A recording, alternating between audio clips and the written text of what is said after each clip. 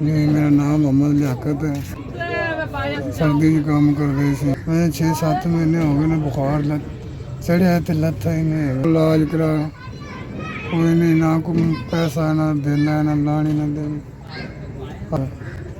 ऐसा जालम बुखार होया मैं 6 महीने हो गए मंजी तो कांडी नहीं पहुँचाते नहीं जाता। पूरा आदमी कितने 6 महीने साढ़े को 6 सेकंड नहीं गुजारा होंदा। कितों बच्चों ने रोटी खवाइए तो घर कितों चलाइए तो किवें निज़ाम चल।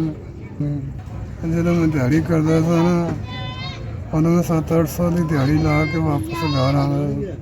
आवाजार होंदा है बीमार चंगा भला मैं जवान आदमी सा, मैं कोई इंज नहीं सही। मैंने बुखार ने इंज किया हम की कहना।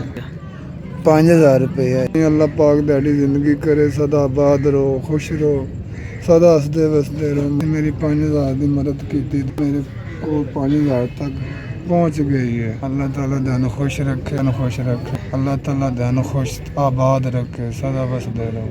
दिहाड़ी नाल ने मालिक दिहाड़ी खैर करे। 5000 मेरे तक पहुँच मैं वसूल कर लिया।